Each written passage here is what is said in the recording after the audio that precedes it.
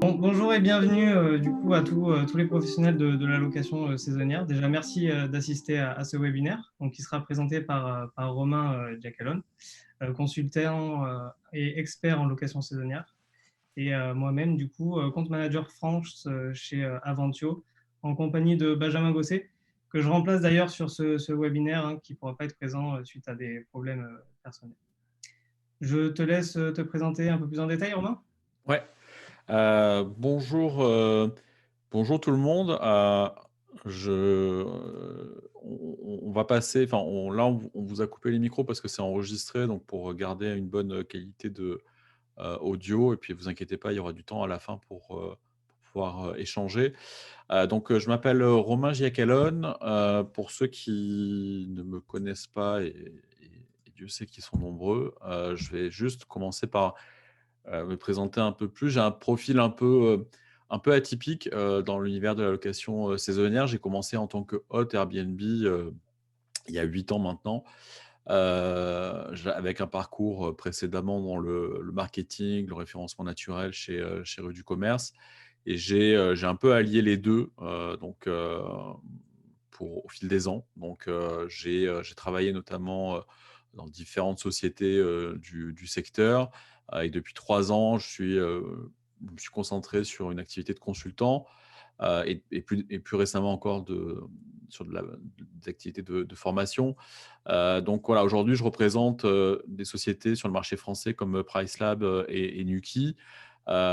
J'ai aussi créé ma conciergerie, Stay in Provence, que j'ai arrêtée l'année dernière.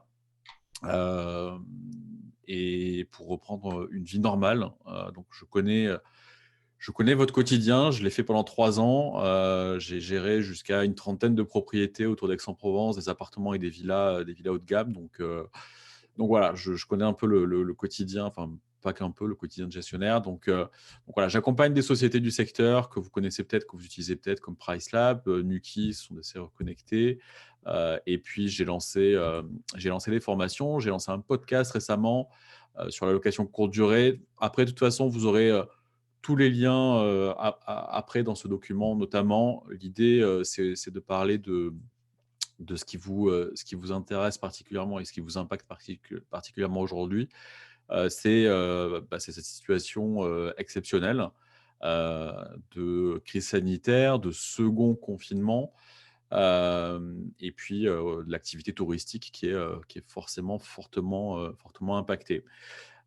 Donc l'idée de ce webinaire, c'est, heu, pas trop s'attarder, sur, le négatif parce que je pense qu'on a tous commencé, enfin on le traîne depuis le début de l'année, mais c'est plutôt de constater un peu ce qui se passe en détail, voir un peu les premiers signes sur certaines zones, géographiques. C'est ce qu'on va voir, là dans quelques instants et puis surtout voir qu'est-ce qu'on peut faire, qu'est-ce qu'on peut mettre en place de positif, pour profiter finalement de ce temps, pour ceux qui ont malheureusement pas de séjour à gérer.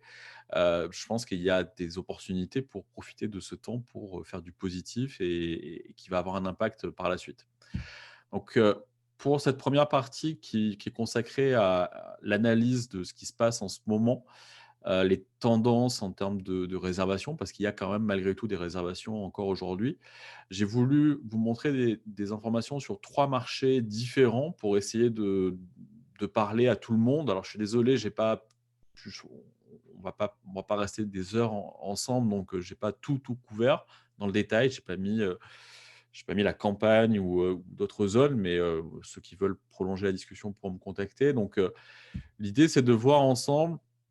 Ça, c'est des données qui sont, que j'ai récupérées dans l'outil PriceLab qui sont à votre disposition si vous le souhaitez. Des informations sur ce qui se passe là actuellement, sur ces différents marchés. Donc là, on commence avec le centre-ville de Paris, en particulier le Marais, qui est une zone qui est très, très, très touristique. On en entend beaucoup parler avec, la mairie de Paris, Airbnb et cetera. Donc là, on voit un peu l'offre, existante aujourd'hui sur cette zone-là. Le nombre de listings, le nombre de listings qui sont proposés à la location. Donc, ces données, ce sont des données Airbnb, Booking.com qui sont récupérées par Pricelab. Heu, on voit, voilà, le nombre de logements qui sont sur le marché par nombre de chambres, leur prix médian, et cetera. Et ce qui est intéressant surtout de regarder, ce qu'on va voir sur les 3 zones différentes, c'est ce qui se passe en termes de nouvelles réservations, en termes de tendance. Donc là, on peut avoir l'information ici, du nombre de nouvelles réservations qui ont été créées, la semaine dernière à chaque fois. Donc, on voit, l'idée de ce graphe, c'est d'avoir une tendance et de voir un peu ce qui se passe. Est-ce qu'on est plutôt en train d'être sur une baisse, sur une reprise? Donc c'est les informations qu'on va pouvoir décrypter, ici. Mais ce qui va nous intéresser vraiment en détail, c'est comprendre, alors forcément le taux d'occupation, et puis ce qui va se passer après en termes d'anticipation et de durée de séjour. Parce que c'est surtout là qu'il y a des profonds changements qui se sont opérés, que vous constatez peut-être sûrement, vous-même. Donc là, moi, je vous ai partagé des infos sur les prochaines dates cruciales qui arrivent, sur lesquelles on a encore des interrogations. On va en savoir plus ce soir, je l'espère, avec, l'allocution du président. Mais, heu, pour vous montrer un peu ce qui se passe, voilà, sur la période de Noël, par exemple, toujours sur le secteur de Paris, le Marais, on voit que pour l'instant, à aujourd'hui, on est sur un taux d'occupation de 13 sur le mois de décembre, sur ce secteur-là, sur des logements Airbnb et Booking.com. Et précisément les nuitées des 24 et 25 décembre, on est à 11,6 et pour le 31 décembre, on est à 11,5. Donc hem, ça reste assez faible. J'ai pas l'expérience, j'ai pas géré des logements sur ces secteurs-là, donc je ne peux pas vous dire et comparer, ce que ça peut donner par rapport à des années normales. Mais voilà, c'est pour vous donner vraiment une idée de ce qui se passe. Après sur l'outil, vous pouvez avoir le détail, de aussi voir ce qui se passe en termes d'annulation, ce qui est en train d'arriver. Est-ce que massivement, il y a des annulations qui se font sur des dates futures? Mais voilà, ça, c'était pour vous donner ces tendances-là sur la fin d'année. Et ensuite, ce qui se passe vraiment sur les durées de séjour. Donc là, les séjours qui sont en cours sur cette zone géographique, aujourd'hui, qui ont été générés dans les 30 derniers jours, sont majoritairement des séjours, qui sont de 7 à 14 nuits, de 15 à 28 nuits et de 29 nuits et plus. Donc ça, c'est vraiment ce qui se passe sur ce secteur-là. On constate très peu, de courts séjours, de très courts séjours et de dernière minute, assez bizarrement ici sur les 30 derniers jours en termes de prise de réservation. Et on a plutôt, des longs séjours qui sont réservés à partir de 7 nuits jusqu'à 29 nuits et plus. Donc c'est intéressant d'aller regarder ces informations-là pour pouvoir aussi s'adapter. Et notamment, ce qui se fait beaucoup en ce moment, c'est d'aller mettre des prix avec des remises hebdomadaires ou mensuelles, pour capter, ces séjours, puisqu'on voit que, même malgré ce qui se passe, il y a quand même des réservations qui se font. Hem Ce qui est important par rapport à la longueur des séjours, c'est de mettre ça aussi face à la fenêtre de réservation. C'est-à-dire combien de temps avant les arrivées, avant le check-in, les gens réservent. Donc ça, c'est aussi une information qu'on peut obtenir dans PriceLab et que je vous partage, ici, donc toujours sur ce secteur-là. C'est qu'on voit que, heu, je bouge juste ma fenêtre Zoom, donc 67 des réservations qui sont prises sous 24 heures sont pour des séjours de 2 nuits. Donc c'est ce qu'on voit ici. Ici, on voit le délai d'anticipation. Donc là, c'est de l'ultra dernière minute, c'est pour le jour même ou pour le lendemain. Et là, c'est pour des réservations qui sont faites entre 2 et 6 jours avant l'arrivée. Et donc là, on voit en jaune, les séjours de 2 nuits. Donc là, c'est soit de l'ultra dernière minute, les gens réservent aujourd'hui pour ce soir et demain et c'est des séjours de 2 nuits en moyenne. Et après, on commence à avoir des plus longs, séjours. Là, typiquement, on est dans la fenêtre de réservation pour, ceux qui réservent pour Noël. Donc on a, 70 des séjours d'1 à 2 semaines sont pris de, à 4 mois en avance.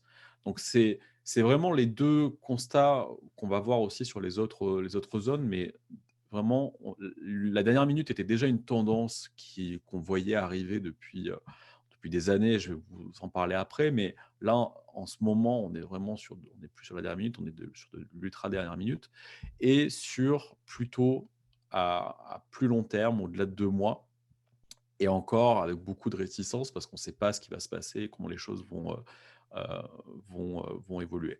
Donc ça, c'est des types d'informations qu'on peut obtenir pour adapter ensuite sa stratégie.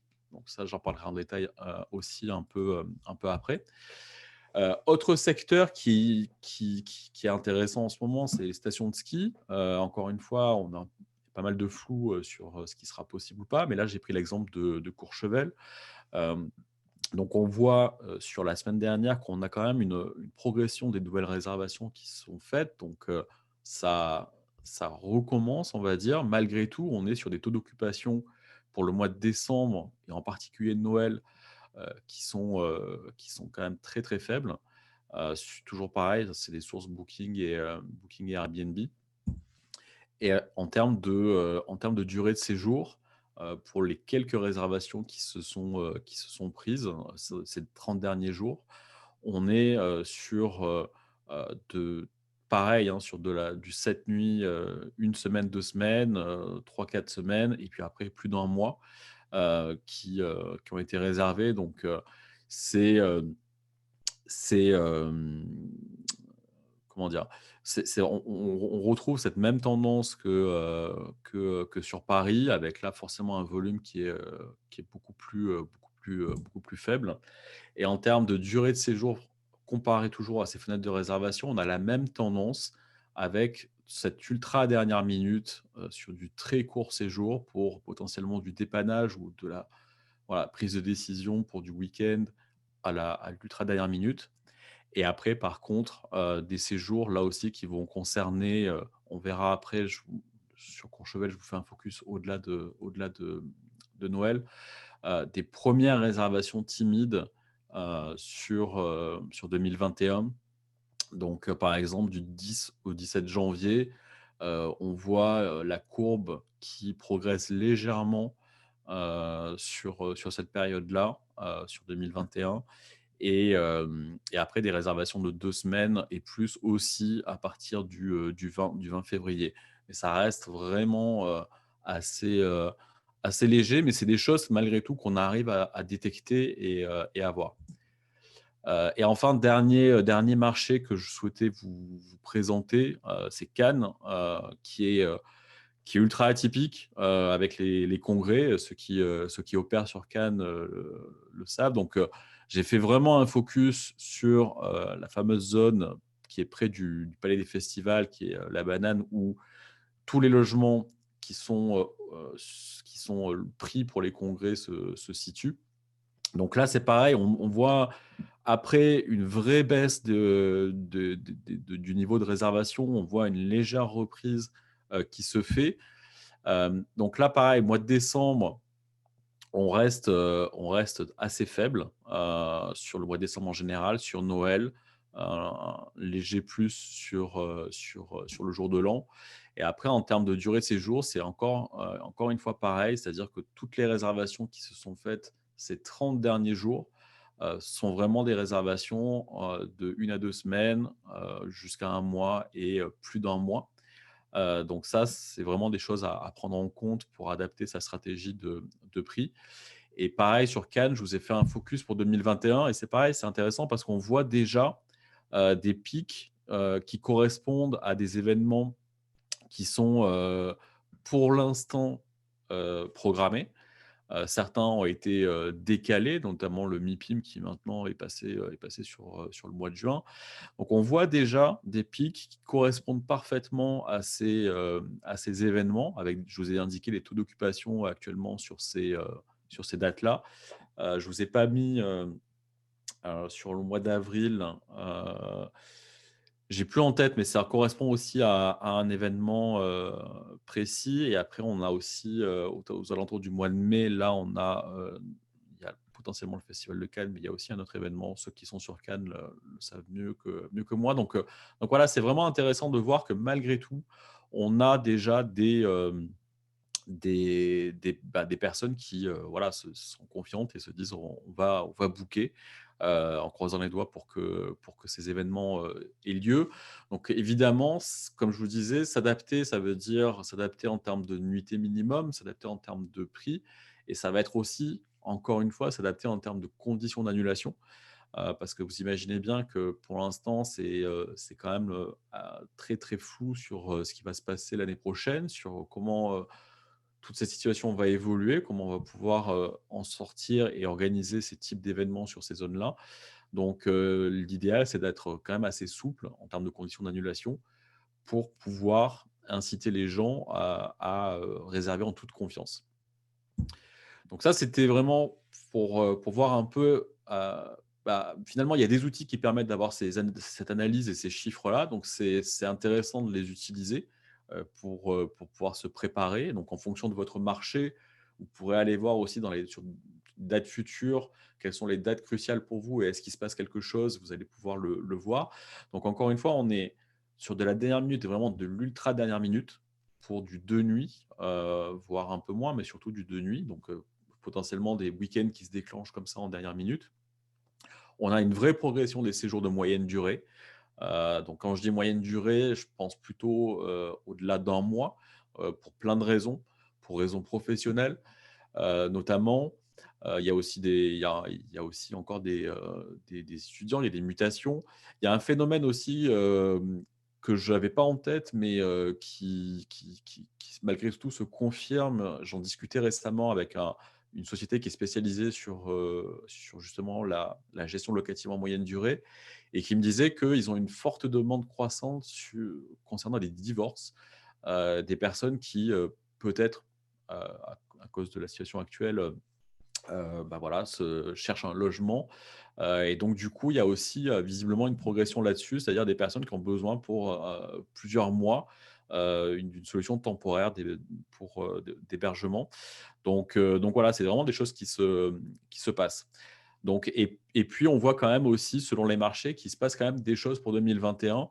Il y a quand même des réservations parce que malgré tout, la vie continue et si on arrive à débloquer, à sortir de tout ça pour le printemps 2021, on peut se dire que tout ce qui va être programmé à partir de mars, avril, mai, aura l'espoir d'être maintenu. Donc on a quand même des résas qui se prennent en anticipation sur ces dates-là.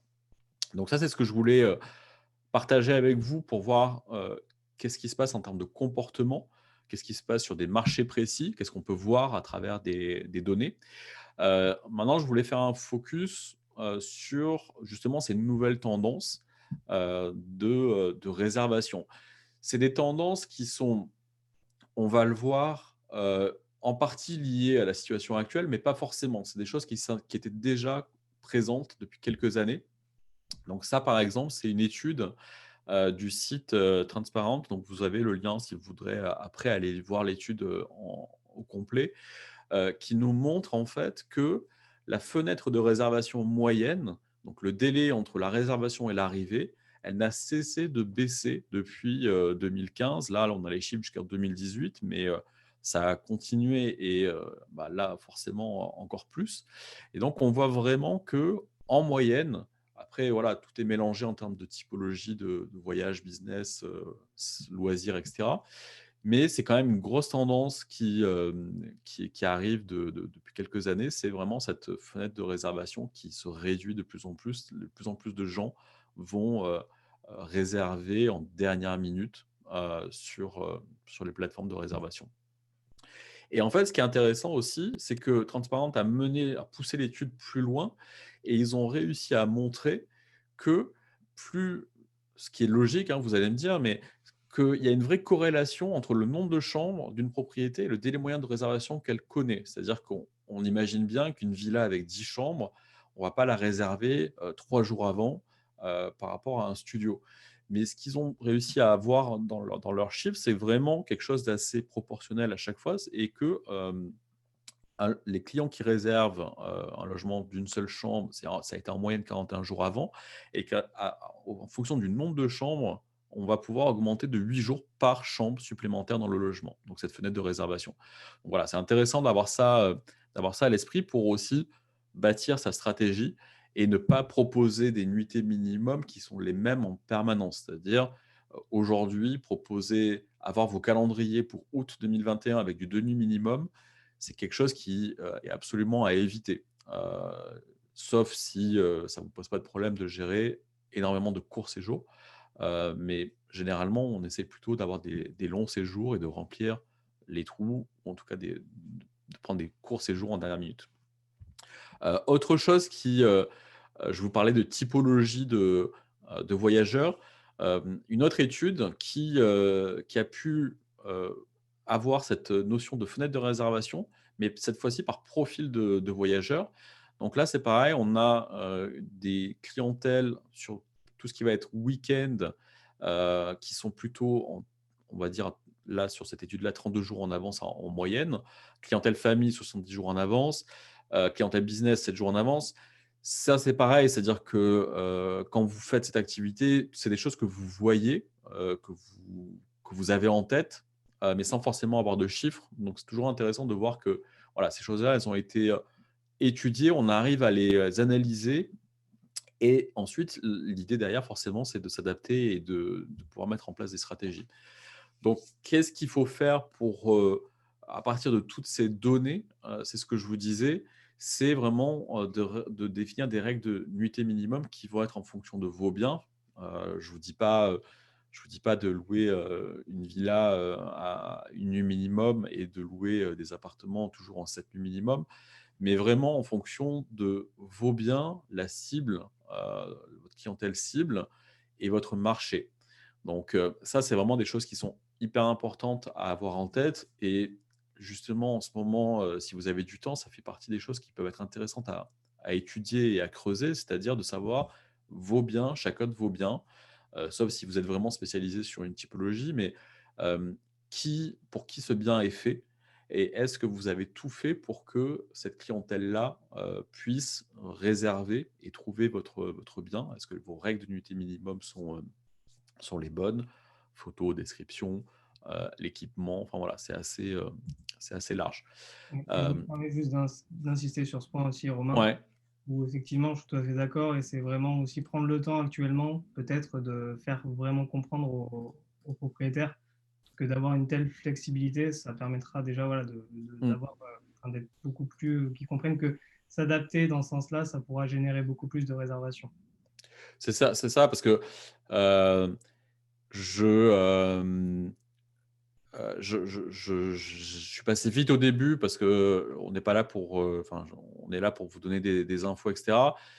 J'envoie des mails assez régulièrement. Il y en a certains d'entre vous peut-être qui sont abonnés et j'ai des gens qui, dernièrement, j'ai eu des retours de personnes qui me disent, heu: «Merci, merci de nous apporter du positif», enfin en tout cas de transmettre du positif et hem et c'est quelque chose sur lequel des fois j'ai eu, un peu de mal parce que je me dis: «Moi j'en suis sorti de cette activité-là, j'ai arrêté l'année dernière». Je me dis: «Ben, finalement, entre guillemets, j'ai eu du bol parce que j'ai pas eu à gérer cette crise». Mais je peux pas m'empêcher de me dire que, enfin, certes, c'est une situation qui est tout sauf agréable sur plein d'aspects, que vous soyez seul, que vous ayez des équipes, que vous ayez mis des gens au chômage technique et cetera. Mais à un moment donné, il faut se décider et décider quoi faire. C'est-à-dire que soit on se dit, c'est la fin du monde et à ce moment-là, ça pourra qu'empirer parce que vous allez être dans une attitude qui va être négative. Soit on essaie de se dire: «Qu'est-ce qu'on peut faire?» Et dans les choses qu'on peut faire, il y en a des tonnes, parce que quand on fait ce boulot au quotidien et Dieu sait que je le sais, bah, dans le rush de l'activité, il y a plein de choses qu'on néglige et qu'on fait pas et qu'on dit: je le ferai quand ça sera calme, je le ferai à la basse saison» et cetera et bah, voilà, c'est maintenant qu'il faut le faire. Il faut se dire que 2021 sera peut-être, j'espère, une année entre guillemets, «normale», en tout cas la saison d'été peut-être, donc peut-être que c'est l la meilleure chose à faire, c'est de se préparer maintenant et de faire justement ce qu'on n'a jamais eu le temps de faire avant. Donc il y a plein de choses à faire, et là, en l'occurrence, il y a cette question de nuitée minimum dynamique, qui peut être intéressante à travailler. Alors, ce que j'appelle nuitée minimum dynamique, c'est, moi je l'ai utilisé, je l'ai mis en place avec l'outil PriceLab personnellement sur mon activité. C'est quelque chose qui va plutôt être parlant pour des appartements, même si on peut y trouver un intérêt aussi pour des maisons et des villas. Mais l'idée, c'est de sortir d'un fonctionnement, très carré et très statique de, par saison. Bah, voilà, de février à avril, j'ai 3 nuits minimum. De avril à juin, j'ai 4 nuits minimum et ainsi de suite. Où c'est quelque chose qui est très, très figé et qui peut, et d'une, faire louper des raisins et de deux, générer des trous dans le calendrier. Et du coup, les nuitées minimum dynamiques, c'est, quelque chose, une approche qui va vous permettre de mettre ces mêmes règles, c'est-à-dire, sur des périodes, je veux des nuitées, je veux du 4 nuits, du 5 nuits, du 7 nuits, mais aussi d'avoir de la souplesse et de mettre des exceptions en place et de dire: «Bah, au mois d'août, je suis à 7 nuits minimum». Mais j'imagine que la majorité d'entre vous, à part cas, exceptionnels, vous n'imposez plus des jours de check-in et des jours de check-out précis, sauf, vraiment typologie de bien particulier ou zone particulière. Donc ce qui se passe, c'est que quand on est en 7 nuits minimum et qu'on n'impose pas du samedi au samedi, ben, on a des trous et quand on a dans son logiciel dit, c'est du 7 nuits minimum, bah, les trous de 2, 3, 4 nuits, personne ne peut les réserver. Donc à moins d'aller bidouiller, de passer du temps, de faire une créa une ré de ré créer une réservation manuelle, dans son PMS. Donc en partie, PriceLab vous permet de faire ce genre de choses. Je vous ai mis un lien vers une vidéo qui vous explique, en détail ce que cette notion de nuitée minimum dynamique. Mais là où c'est vraiment intéressant, c'est vraiment sur cette notion d'ultra dernière minute, puisqu'on voit que c'est ce qui se passe en ce moment. On va pouvoir, en adaptant cette technique, cette stratégie, s'adapter et dire: «Voilà, je suis prêt à tester sur certains logements, même si je suis en 2 nuits minimum, ben, je suis prêt à tester sur certains logements et dire, ben, en dernière minute, c'est-à-dire pour le jour même, j'ouvre à une nuit pour voir ce qui se passe». Si vous avez les biens pour, si vous avez la logistique pour, je vous invite vraiment à tester. Encore une fois, hein, avec un prix minimum, hein. L'idée, c'est pas de vendre à perte juste pour remplir l'appartement. Et après, pareil, on va pouvoir s'adapter sur de la moyenne et longue durée. Et ça, c'est toujours pareil, c'est intéressant de le voir avec les graphes qu'on a vus juste avant, c'est-à-dire en regardant localement sur votre secteur ce qui se passe et aussi quels sont les potentiels événements, qui sont à venir, que vous connaissez, qui peuvent être des temps forts. Donc voilà, sur cette partie, hop. Ça, c'était la partie, on a parlé des tendances et de ce qui est en train de se passer. On a dit qu'il y avait cette notion de délai d'anticipation qui changeait avec de l'ultra dernière minute. On a aussi quelque chose qui se passe, c'est la location moyenne durée. On l'a vu déjà, c'est pareil, hein, c'est pas nouveau, ça existait déjà aussi l'année dernière, c'est quelque chose qui est arrivé progressivement. On l'a vu avec le premier confinement, ça s'est vraiment accéléré au premier confinement, ça continue de s'accélérer. La location moyenne durée, encore une fois, moi je parle au-delà d'un mois, et c'est quelque chose qui est mis en place, alors par des propriétaires investisseurs individuellement pour, bah, pallier à ce qui se passe en ce moment, parce qu'il y a une vraie demande, et aussi par des conciergeries pour, bah, passer la vague au mieux, parce qu'ils constatent ce que je vous ai partagé au début, c'est-à-dire qu'il y avait un vrai repli, heu, là, de toute façon, voilà, les frontières sont fermées, on est sur du tourisme et déplacement national, donc la location moyenne durée, c'est vraiment ce qui est en train de se passer. Et ce qui va être intéressant de voir dans les prochaines années, c'est est-ce que c'est quelque chose qui n'aura été qu'une solution de repli, pendant cette crise? Ou est-ce que c'est quelque chose qui va être, un un mix finalement, soit par les conciergeries, soit par les propriétaires investisseurs, en disant: «Ben, j'ai appris de ce qui vient de se passer. Par sécurité, je vais faire un mix et je vais, mettre peut-être, proposer une partie de mon portefeuille de biens en location moyenne durée parce que je suis sur une zone où, ça s'y prête». Typiquement, des appartements en centre-ville qui peuvent attirer une clientèle professionnelle. Soit même des logements plus grands, qu'on va vouloir adapter pour l'organisation, d'événements, de séminaires, enfin plein de choses. Mais donc ça, on verra, hein, on est encore en plein dedans, donc c'est difficile de prédire. Mais en tout cas, c'est quelque chose qu'il faut avoir en tête et que je vous conseille vraiment d'étudier. Ce qui est intéressant, c'est qu'on a des vrais retours, par exemple de Agoda qui s'est adapté aussi, à ça. Je pense que vous avez aussi reçu des communications de la part d'Airbnb pour vous inciter à aller sur cette tendance de la location moyenne longue durée. Mais en tout cas, voilà, on a Agoda qui a repoussé son séjour maximum à 90 jours, avec la possibilité de mettre en place une remise pour les longs séjours et avec un impact puisqu'on voit d'après ce qu'ils ont constaté que bah, forcément les logements qui avaient ce genre de remise au-delà de 28 nuits avaient près de 90% de réservations en plus. Donc forcément, ils ont mis en place les bons outils au bon moment. Donc c'est assez logique. Eux, dans leurs recommandations, je n'ai pas le détail, donc je ne sais pas si cette recommandation, elle vient de ce qu'ils ont pu constater en interne après une étude sur leurs propres chiffres, mais j'imagine que oui. Mais eux, ils donnent un ordre d'idée qui est de mettre en place une remise de 30% pour un séjour de 28 nuits minimum. Ça, c'est pareil, c'est à chacun de voir en fonction du bien, du standing, des équipements, et cetera, ce qui est le juste prix heu, pour une location mensuelle hem, versus un logement non meublé en location classique, sans les charges, et cetera. Puisque là, on inclut quand même toutes les charges et les services éventuels. Hem, donc voilà, les plateformes se sont adaptées, Airbnb aussi, sur sa page d'accueil maintenant, c'est assez souvent qu'on est vraiment, on est vraiment orienté sur de la location, moyenne longue durée. Ils avaient déjà commencé à prendre ce virage, en 2019, en proposant, tous les niveaux de remise en fonction des durées de séjour.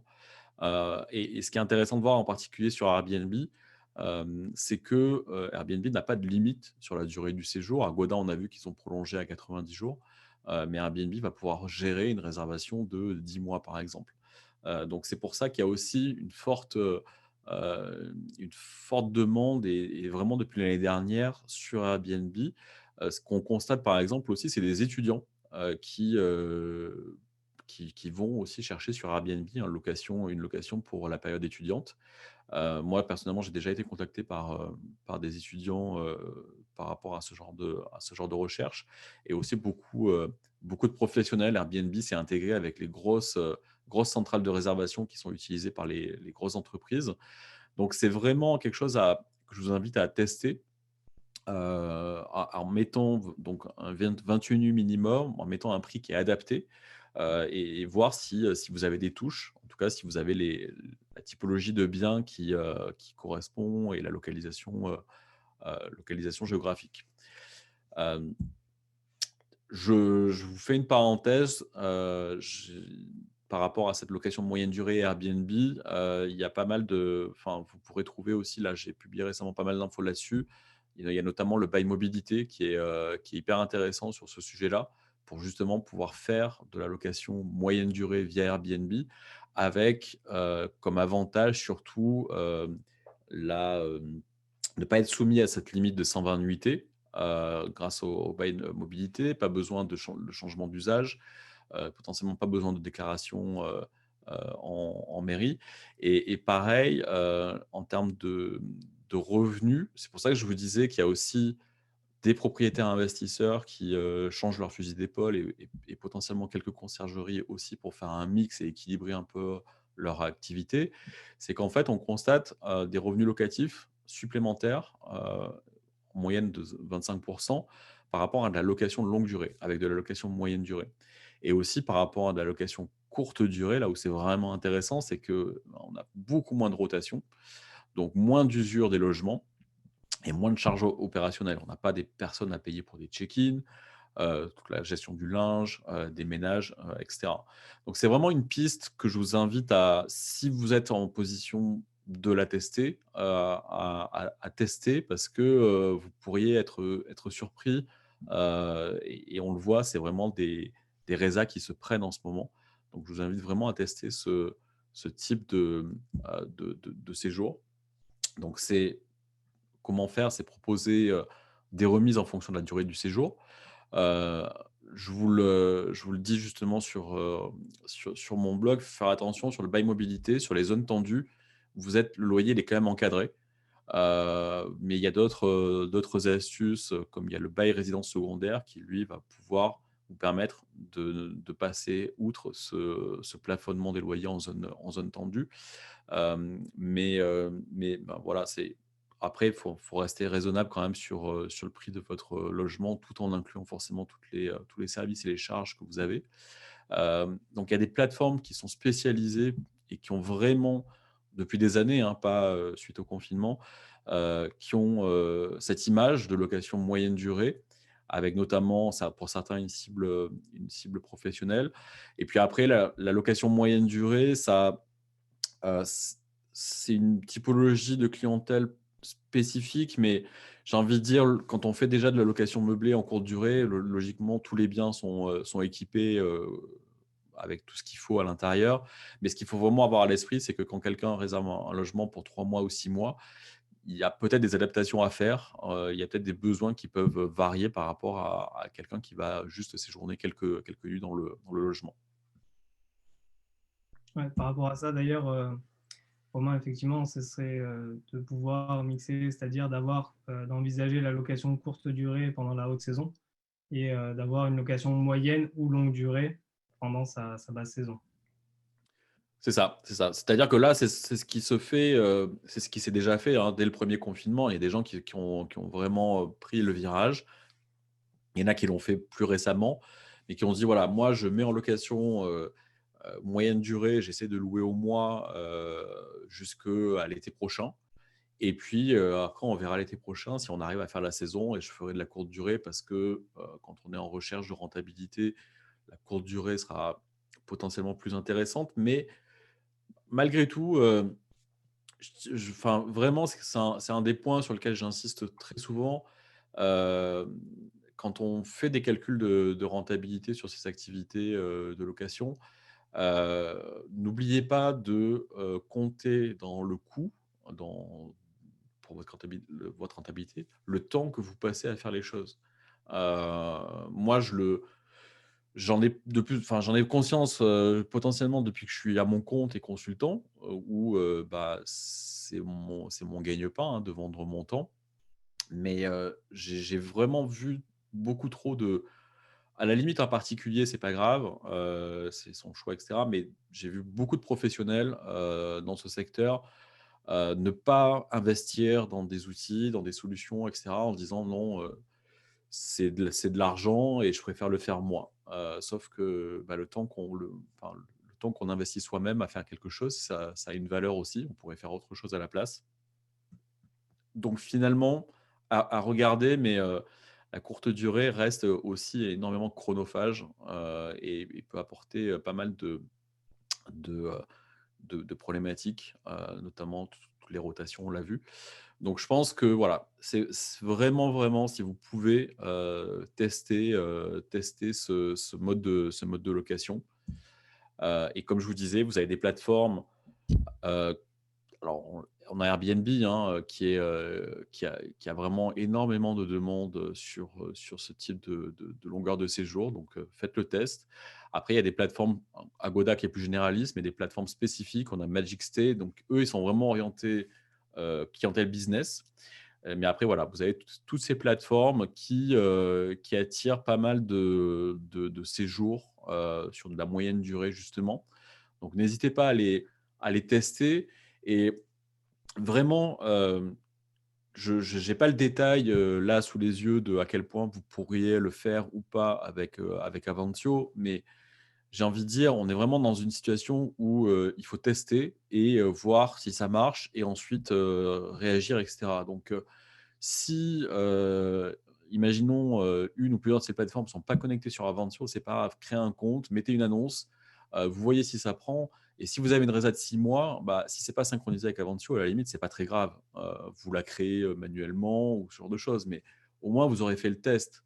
Donc ne vous bloquez pas à cette question-là de savoir: «Oui, mais Alto Vita, il n'est pas connecté avec Par rapport à Avantio». ça, nous, de toute façon, avec Magic Stay, on est connecté. HomeLike arrivera très prochainement, OK. début 2021. Et au-delà de ça, il faut savoir aussi que nous, on propose des sites internet où on laisse la possibilité de mettre en avant les logements sur un onglet de location de longue durée. Donc Voilà. voilà, pour pour mettre des logements qu'on a également en courte durée, les promouvoir aussi sur de la location longue durée. OK, bah, voilà, pareil, pas hésiter à le faire, sur votre site Aventio, si vous êtes client, Aventio, de mettre en place cet onglet, juste dire: «Voilà, on propose aussi nos logements au mois». C'est-à-dire que changez la page d'accueil de votre site, faites un mail à vos clients, peu importe, mais ça va vous prendre 5 minutes, mais si vous ne le faites pas, vous allez passer à côté et peut-être que dans un an, vous allez en parler avec, un de vos voyageurs et il va vous dire: «Mais pile à ce moment-là, j'étais en train de chercher un appartement pour 6 mois, mais comme dans ma tête, tu faisais que de la location courte durée, j'ai pas réservé chez toi». Donc vraiment, il faut pas hésiter à envoyer, à tester, et à envoyer, des signaux un peu partout parce que, il y a que comme ça que vous allez pouvoir voir ce qui peut potentiellement, marcher et prendre.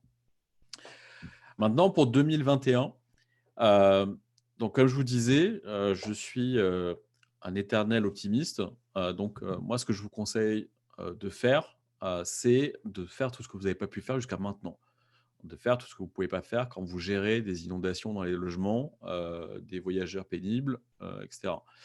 Donc c'est, tous vos processus existants, les automatiser. Parce qu'à un moment donné, quand on envoie le même mail 10 fois aux personnes, 10 fois à un voyageur, ça ne sert à rien de le faire vous-même. De mon point de vue, je sais qu'il y a des personnes pour qui, l'automatisation, c'est signe de perte de qualité en termes de relations voyageurs et cetera. Moi, je le vois plutôt l'inverse, c'est-à-dire que, envoyer des mails de pré-check-in, ça peut paraître simple. Malheureusement, c'est pas commun, c'est-à-dire qu'il y a pas tout le monde qui le fait aujourd'hui. Il y a pas de vraie valeur ajoutée, c'est-à-dire autant l'automatiser et que voilà, vous avez un mail qui est bien fait. Je suis sûr qu'Aventio vous le propose, donc Exactement, ouais, avec un voilà. système d'automatisation qu'on a en interne, donc directement intégré au logiciel Harmony, qui permet cette automatisation et de tâches répétitives. Donc c'est vraiment le moment, le moment de faire ces choses-là, c'est pareil, je connais l'envers de tout ça, pour avoir travaillé chez un outil, concurrent d'Aventio et je sais que toutes ces sociétés-là ont des évolutions, proposent des nouvelles fonctionnalités régulièrement et cetera. On reçoit des mails en tant que client, voilà, on vient de lancer ça, on vient de lancer ça et cetera. Sauf que quand on est noyé dans le boulot, toutes ces choses-là, ça part dans un dossier, où on l'archive et cetera et on n'y prête pas attention. Allez jeter un coup d'œil à tout ce que Aventio a lancé dernièrement et peut-être qu'il y a des choses aussi que vous n'avez pas mises en place faute de temps et qui pourraient être intéressantes de creuser, aujourd'hui. Donc vraiment, c'est ce que je vous invite à faire. Sur cette partie notamment de relations voyageurs, au-delà d'automatiser pour gagner du temps, il y a aussi automatiser pour, monter en qualité dans votre relation avec les voyageurs et pour poser un cadre dans la relation avec vos voyageurs. Pourquoi c'est important? Moi, je vous partage ceux qui suivent, ce que je fais, mes formations et peut-être qui ont fait celle-ci en particulier, ont vu déjà ces notions-là. Ça, c'est le processus de communication voyageur que j'avais mis en place pour ma conciergerie, pour tous les séjours, pour tous les voyageurs et cetera. C'est ce que j'explique en détail, justement dans cette formation qui est dédiée à ça. Et pourquoi? Je reviens juste sur la slide d'avant. Il y a un point. Je suis plus sur la slide d'avant. Si. Vous voyez toujours mon écran? Désolé, Oui. j'ai fait un clic, hasardeux. Si on revient sur la slide d'avant, il y a un truc qui est hyper important pour moi, c'est poser un cadre.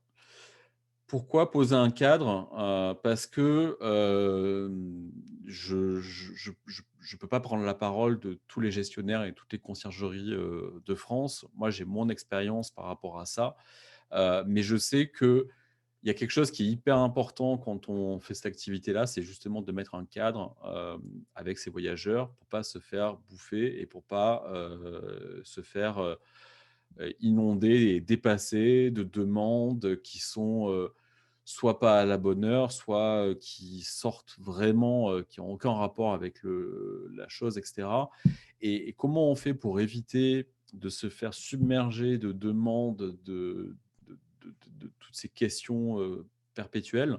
C'est d'anticiper. C'est vraiment la clé, je pense, une des clés en tout cas dans cette activité, c'est l'anticipation. C'est-à-dire que tout ce que vous avez pu anticiper et faire en amont, c'est quelque chose que vous n'aurez pas à faire en la dernière minute et vous n'aurez pas à faire sur le moment. Ça va loin, hein. Là, on parle de processus de communication voyageur, mais je dis ça c'est, le contrôle complet du logement, de chaque robinet, de chaque chasse d'eau, de chaque ampoule. Enfin voilà, c'est sûr que si vous avez tout vérifié, ben, c'est pas le voyageur qui va le faire pour vous et qui va faire le crash test et vous appeler à minuit parce qu'il y a un problème. Donc, encore une fois, hein, je sais ce que c'est dans le meilleur des mondes, mais il y a des choses qu'on peut anticiper et notamment quand on a une réservation qui tombe, jusqu'au moment du check-in et jusqu'à après le séjour, il y a énormément de choses qu'on peut faire et qu'on peut automatiser pour éviter des problèmes, des incompréhensions, des litiges avec les voyageurs parce qu'on n'a pas dit clairement les choses. Donc, vous aurez le support, vous pourrez vous regarder en détail, mais c'est vraiment plein de bonnes pratiques. Ça, ce processus, hein, je suis pas en train de me présenter comme la personne qui a démarré sa conciergerie et qui a tout fait de nickel depuis le début. Ce processus, c'est au bout de 3 ans. Donc c'est quelque chose qui a été, affiné, au fur et à mesure en fonction justement des mauvaises expériences et des bonnes aussi, mais c'est surtout les mauvaises qui ont donné des idées de choses à ajouter, à améliorer. Hem, donc voilà, on va passer rapidement, dessus. Vous aurez le détail avec le document, mais c'est voilà, poser les bonnes questions au bon moment, donner les bonnes infos au bon moment, et surtout ne pas avoir peur de de donner un maximum d'informations. Il y a plein d'infos auxquelles on ne pense pas forcément, mais ça évite vraiment, pas mal de problèmes. Notamment, il y a un point qui est hyper important et qui est souvent pas fait, c'est le après check-in, à J+1, le lendemain de l'arrivée des voyageurs.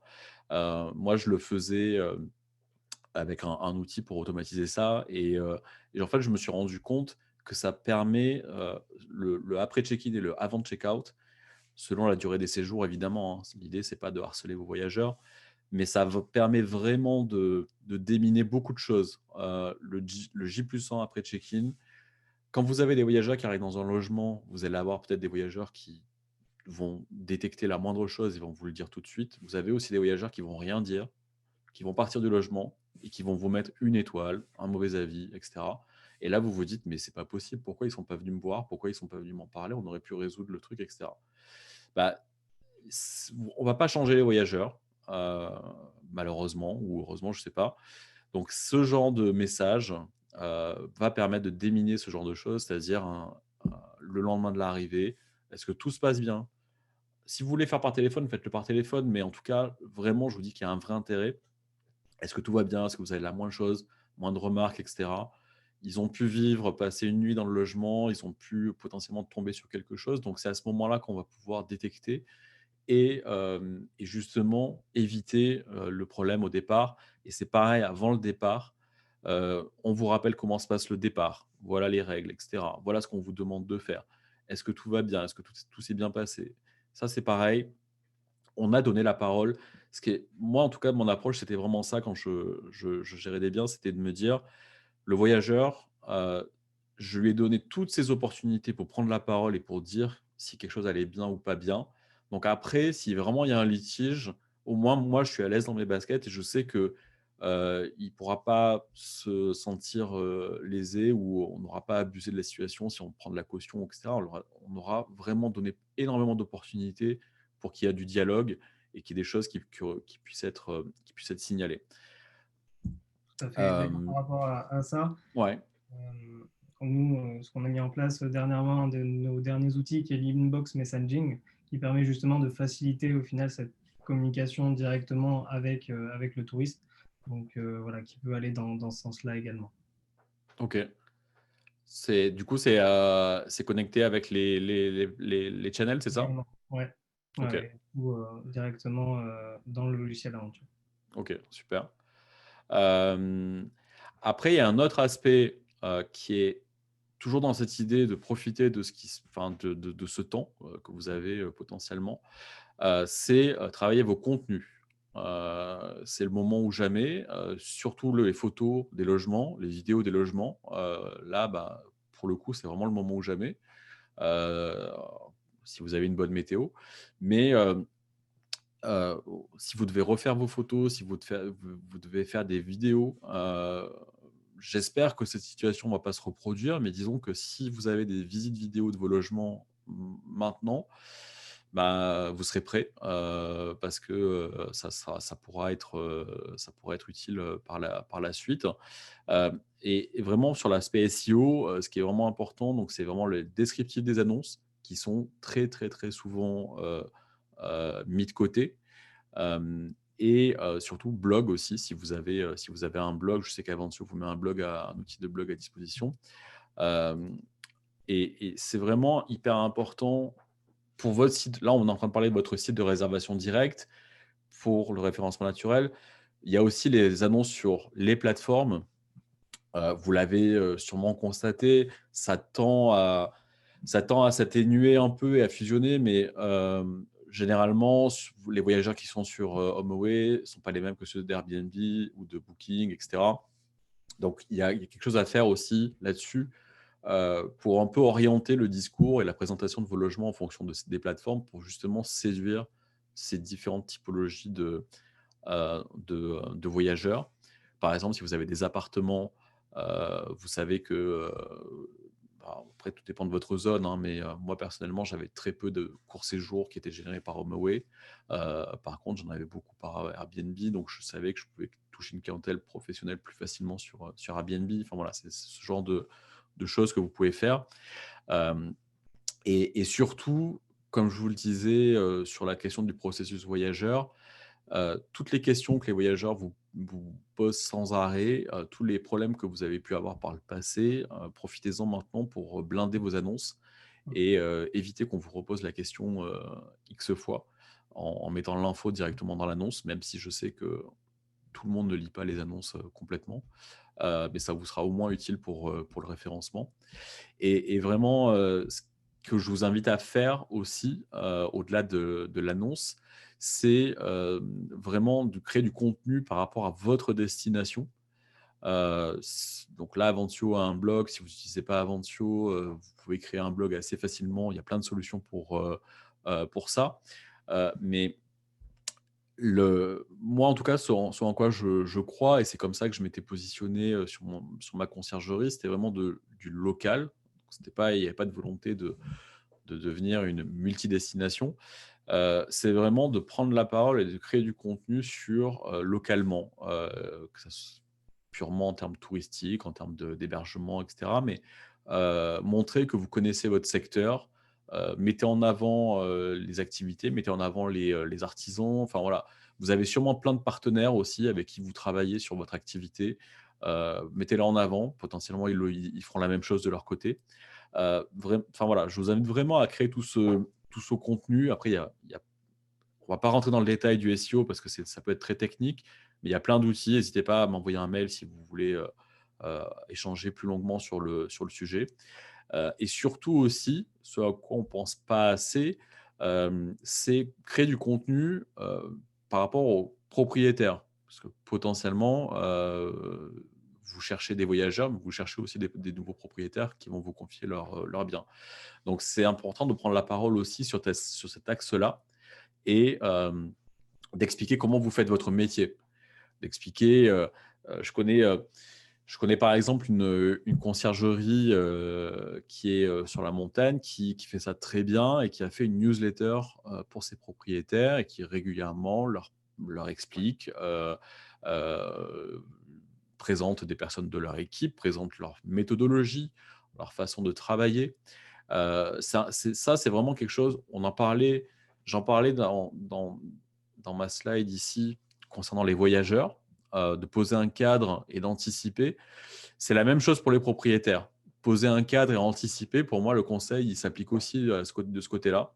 Hem, Parce que en tout cas, moi personnellement, les rares fois où j'ai eu des litiges avec des propriétaires, c'est en fait, je me suis rendu compte que c'était moi qui n'avais pas été assez transparent vis-à-vis du propriétaire ou en tout cas qui n'avais pas pris le temps de lui expliquer mon métier. Et je pense que c'est peut-être que ça vous est arrivé ou ça arrive à d'autres aussi, c'est-à-dire que on maîtrise son métier de gestionnaire, hem, on le connaît par cœur, mais par contre le propriétaire lui c'est, à des niveaux différents, mais potentiellement il n'a pas tous les détails. Il ne sait pas notamment à quel point ça peut être très technique, les connexions avec les plateformes et cetera. Donc je ne dis pas de rentrer dans ce niveau de détail-là, mais je pense que c'est hyper important de savoir être transparent, sur ces sujets-là, d'expliquer. Ça peut être créer, des PDF avec des visuels pour que ça reste assez simple en termes de compréhension, mais aussi créer du contenu public, pour expliquer votre approche. Parce que potentiellement sur votre zone géographique, vous n'êtes pas seul, vous avez des concurrents. Donc, à un moment donné, quand on cherche, dans Google, conciergerie Airbnb Aix-en-Provence, bah, il y en a pas qu'une. Donc comment on fait pour comparer? Comment on fait pour choisir? Donc on va regarder le pourcentage de commission, mais à un mom quand il y en a 10 et que tout le monde prend 20, on choisit qui? Je dis pas que tous les propriétaires sont pareils, mais moi, en tout cas, j'aurais tendance à choisir la société qui, a une approche relativement transparente, qui m'explique son métier, qui m'explique comment il travaille, qui potentiellement est prête à me mettre en contact avec d'autres propriétaires, qui m'expliquent, quel est leur processus quand ils rentrent un nouveau bien en gestion, peut-être en vidéo, je ne sais pas. Enfin voilà, il y a vraiment beaucoup de choses à explorer, là-dessus. Donc, vraiment ce qui est important, la liste elle peut être infinie, mais OK, oui, l'activité elle est ralentie, freinée, stoppée, mais il y a énormément d'axes qui sont liés à ce métier, à cette activité, qui en temps normal, on les néglige, on n'a pas le temps de bosser dessus, tous ces process internes, les logiciels et cetera, le contenu, et je pense que c'est vraiment le moment, finalement, bah, voilà, il faut se dire, OK, c'est la cata, mais finalement, bah, voilà, si j'ai un truc à faire, en dehors d'attendre, des annonces et de voir comment les choses vont évoluer, c'est vraiment de me préparer, de m'armer pour, pour la reprise. Ouais. Donc Donc, j'arrête mon monologue et on va pouvoir vous laisser parler ou sur le chat si vous avez des questions, j'y répondrai avec plaisir. exactement.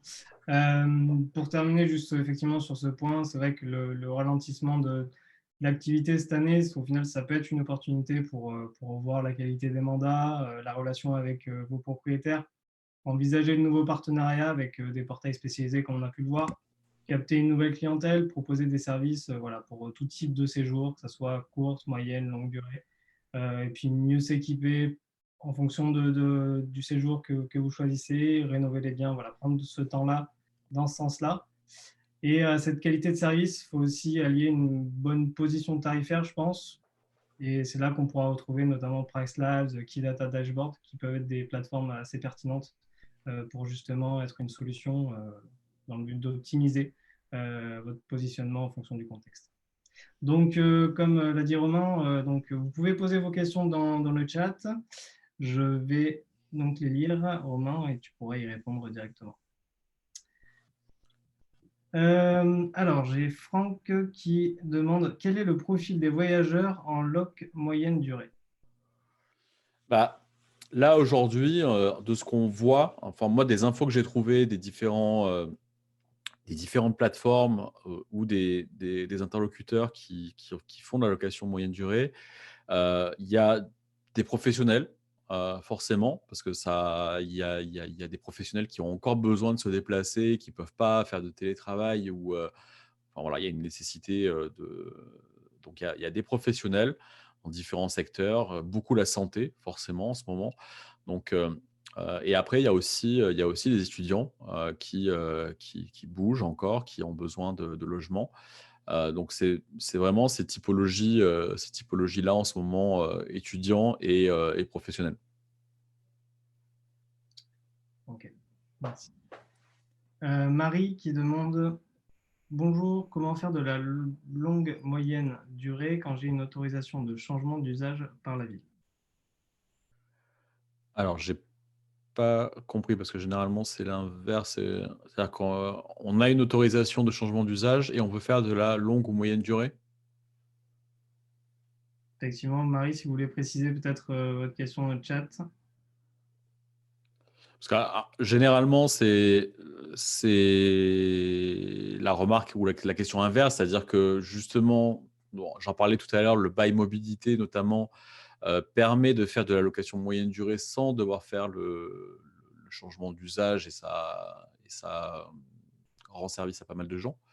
Là, s'il y a un changement d'usage qui a déjà été fait, a priori, je ne vois pas de problématique. Vous parlez de faire de la moyenne durée en plus de la courte durée. Ouais. Mais si j'ai déjà fait le changement d'usage, puis-je passer de l'un à l'autre comme parler? Ouais, on peut combiner les deux. On peut combiner les deux sans problème. Ouais.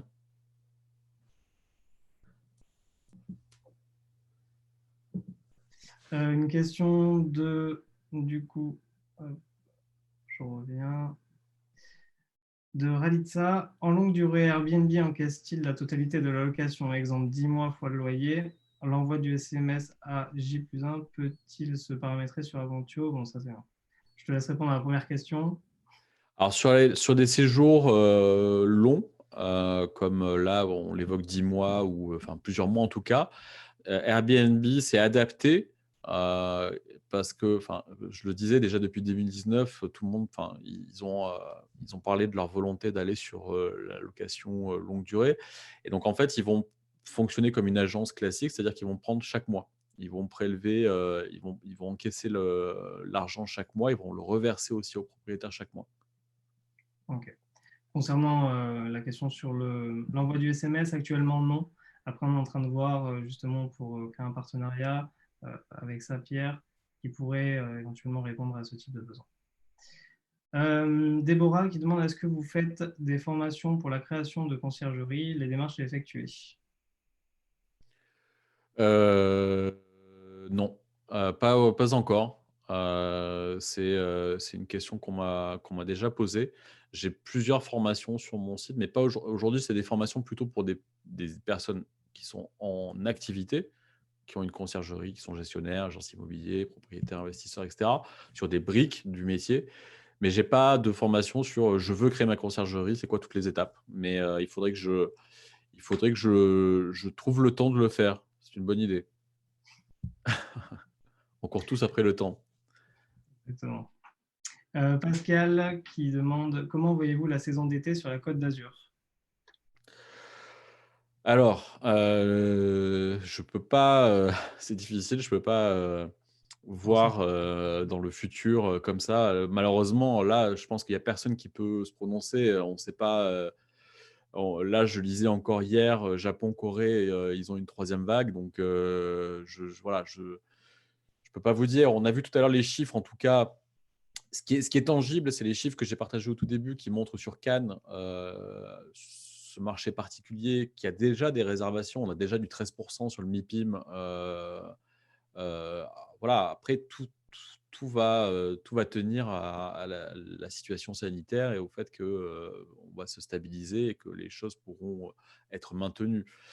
Donc, moi, en tout cas, mon avis très personnel, c'est de me dire que, si au printemps, on arrive à stabiliser et à vraiment sortir de cette situation actuelle, je me dis que l'été prochain, avec la frustration qu'il y aura eu, les gens vont vouloir massivement partir en vacances et vont avoir vraiment envie de vraiment partir. Donc peut-être des plus longs séjours aussi, heu, sur la période d'été. Mais voilà, en tout cas, c'est ce que j'espère. Je peux pas le garantir, mais c'est ce que j'espère. Bernard qui demande est-ce que cette tendance moyenne durée se confirme sur des destinations hors Europe? Je ne sais pas, j'ai pas étudié la question parce que là, on était entre nous, entre francophones, principalement. Donc j'ai étudié ça et je vous ai trouvé de la data sur, principalement, sur la France et sur l'Europe.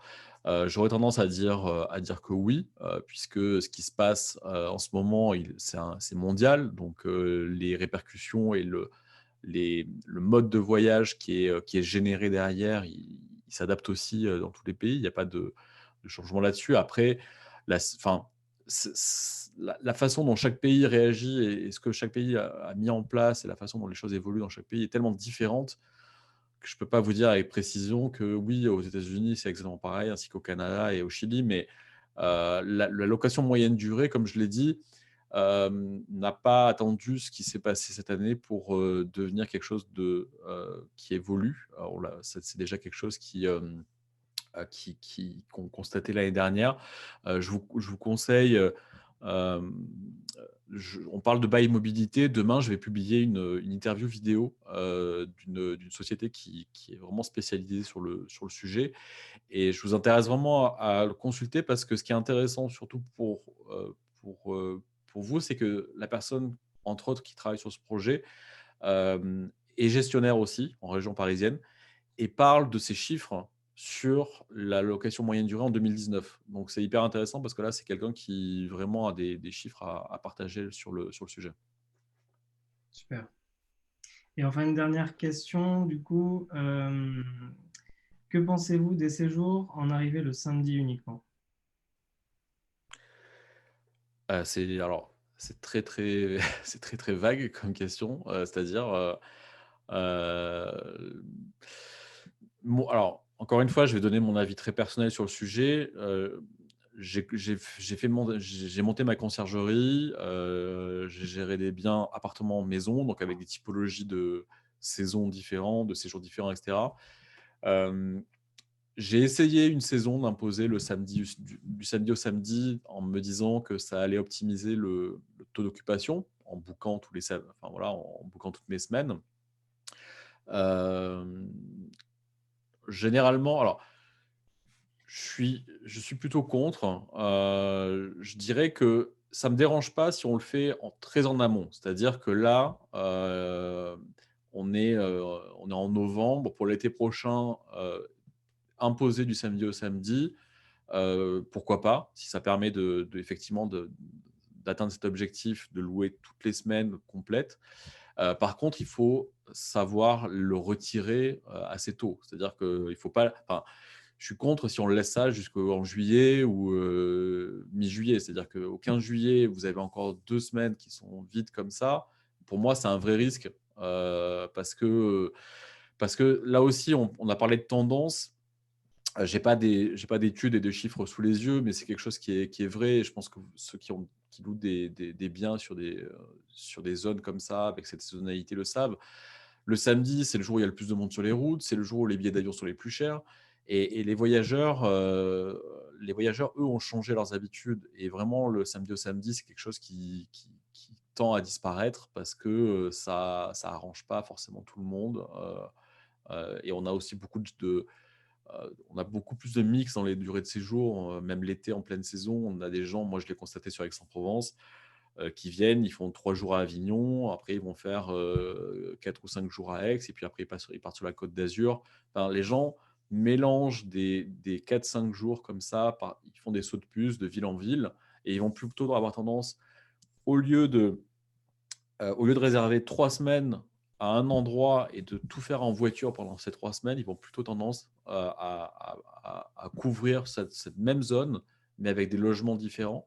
Parce que je pense parce qu'Airbnb a aussi un peu changé la donne, et heu et que les gens ont, cette possibilité aujourd'hui, alors pas qu'avec Airbnb, mais de multiplier les expériences en termes d'hébergement. C'est-à-dire qu'on peut se faire plaisir, on peut, sur des mêmes vacances, être dans 2 ou 3 hébergements différents et on peut vraiment se faire plaisir avec, des ambiances différentes, des équipements différents et cetera.